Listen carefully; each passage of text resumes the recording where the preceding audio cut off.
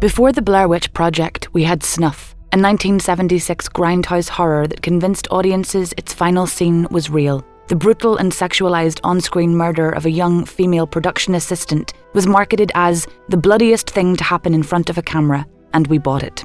Snuff wasn't real, it was fiction, but it inspired real outrage and prompted playwright Sarah Daniels to create Masterpieces, a play we're reviving for Ireland in 2020. Why? Because we want to talk about porn, about violence, about the ways we paint women and the ways we censor them. And to start that conversation, we've gone face to face with the experts. These are their voices. There is a problem here. There is no question about it. Pornography is readily available because of the internet in a way it wasn't available 20, 30 years ago. And the fear is it's becoming the new norm. So my name is Dr. Caroline West and I am a lecturer in sexuality studies at Dublin City University. Dr. Caroline West knows porn. In fact, she has a PhD in porn.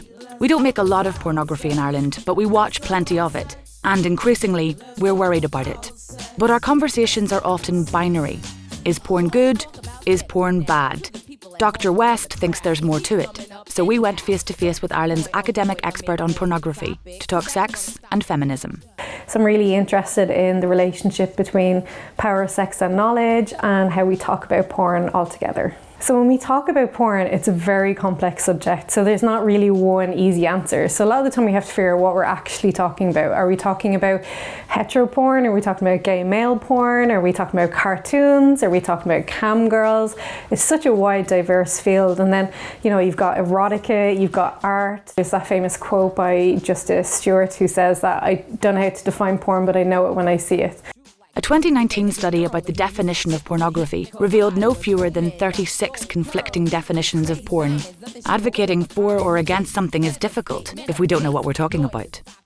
Again, the word is used to denote something that's exciting, but when it comes to conversations about porn, the excitement part generally gets missed out because we're so busy talking about the negative aspects, so the violence that's in porn or the alleged impacts it has on society as well. So we don't talk about that excitement. So one of the most frequent questions I get asked is, how are we using porn in Ireland? Who's using it? How are they consuming it?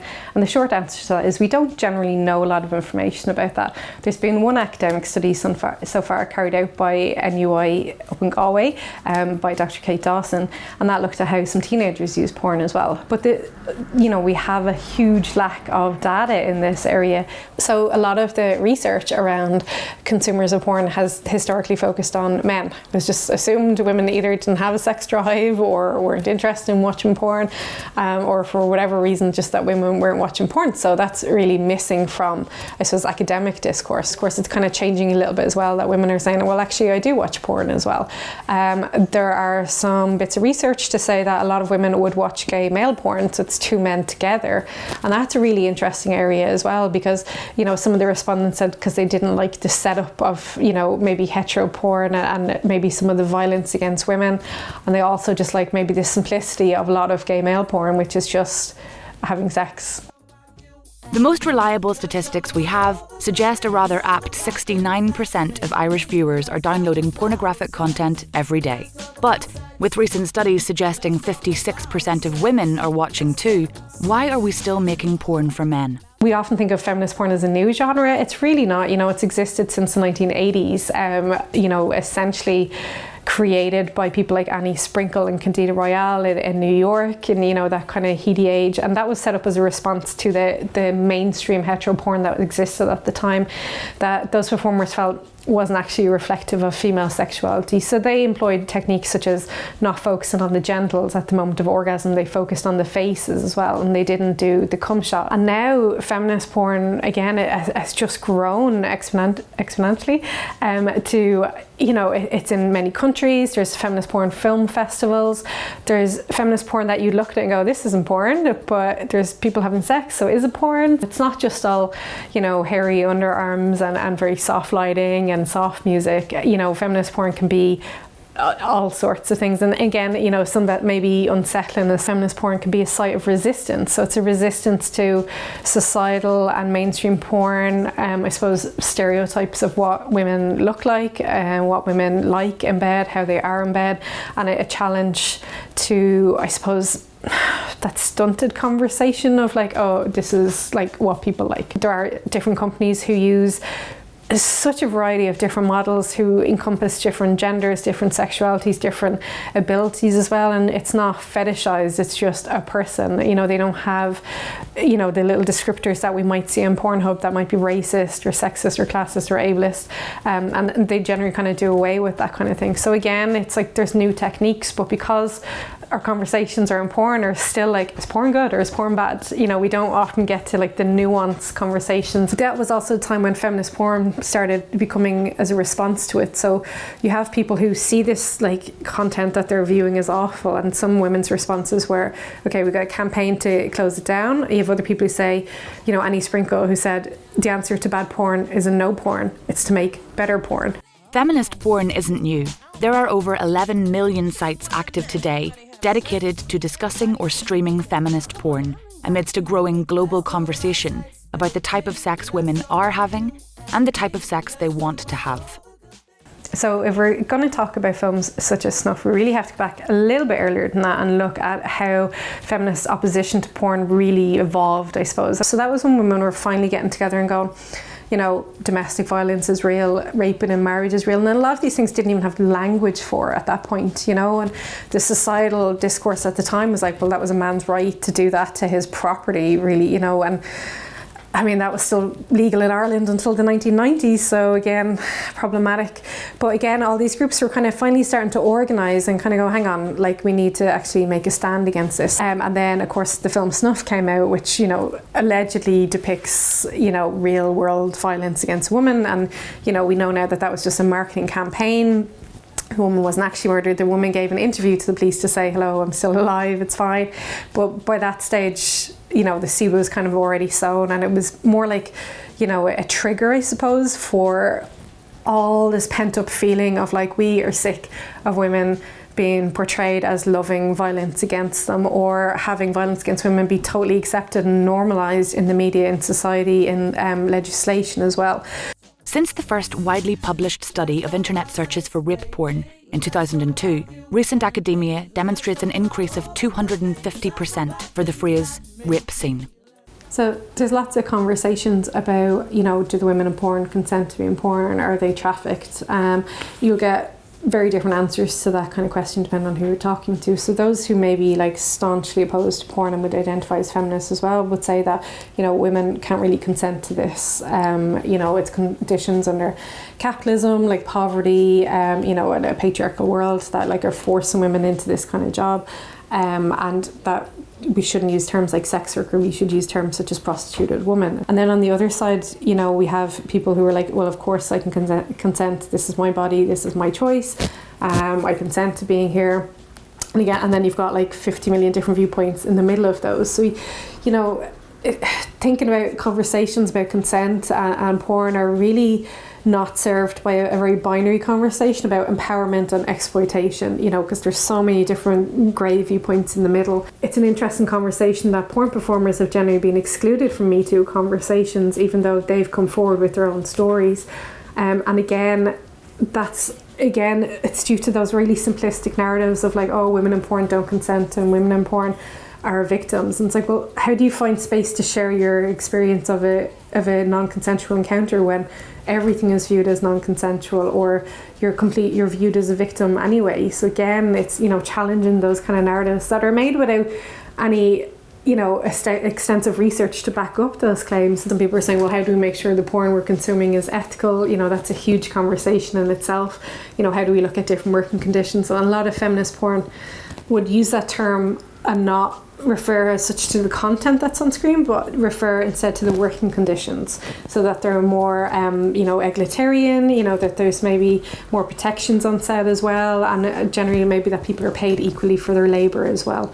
You know, for details about, like, I suppose more on-set experiences, like, you really have to talk to sex workers because they're the experts in their working conditions, and that's a problem we have in a lot of discourse. It's people who've never been on a set, or have never been or have never spoken to a sex worker telling the rest of the world what their conditions are like, and that's obviously deeply unethical and really problematic as well. So it's a bigger conversation about working conditions under capitalism as well, you know, what kind of labour that we're engaging in, how we're reviewing the body when it comes to work as well, and the ethics of speaking other people's stories without actually talking to them as well. During our own recent survey in Dublin, every person we spoke to agreed that they would like to be sure the porn they watch uses female performers who have enthusiastically consented, but not everyone was sure that's the case. Sexuality isn't PC a lot of the time, you know, it's like a lot of women have like deep dark fantasies that, you know, that they wouldn't necessarily want to actually happen in real life as well.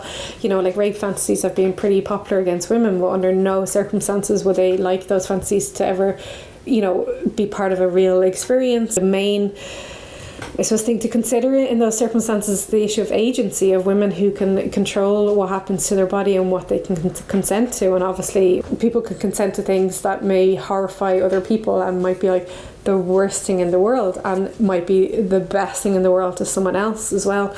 So we have to allow for, like, you know, that women aren't a homogenous bunch of people. We don't all like Westlife and rose petals and, you know, candles and baths and stuff like this. It's the issue is just that women's desire is often politicised, and again the body is a battleground as well. A lot of porn is pretty extreme, and it's not really sex that most of us have in our day-to-day life. You know, it's spectacle, it's fantasy. There are some studies that say, okay, everywhere that porn use has increased, the level of violence and sexual assault has gone down. And there's some studies that are really simplistic about it. There's one that's called porn up, rape down, and you probably can't get much more simplistic than that. A recent BBC-led study found that over a third of women encounter non-consensual violence in casual sexual encounters, the sort of sexual practice some argue is normalised by persistent low-level violence in mainstream porn. Dr. West is among a growing contingency who believe sex education needs to help our young people become porn literate. So in Ireland, the issue with having conversations about porn is that we historically haven't had them, really. You know, we had a lot of silence, really. We had the Magdalen laundries. We had a very oppressive society in Ireland that didn't really talk about sex, and anything that was talked about was framed as a problem. You know, like, you know, girls getting having babies out of wedlock who were often, you know, silenced, either shipped off to England or locked up in a laundry.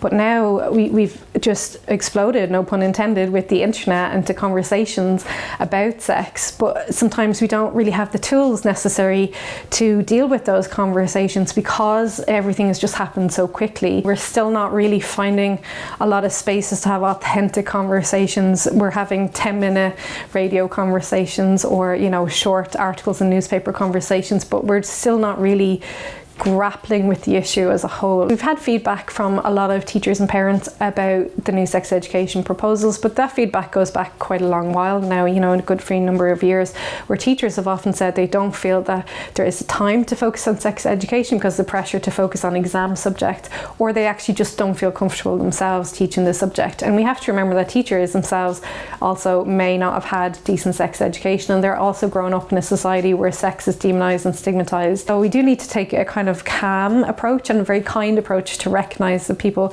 this is not an easy conversation for a lot of people. I have a PhD in porn, it's fine for me, but majority of people you know, don't have those kind of skills and that experience, which is fine and normal.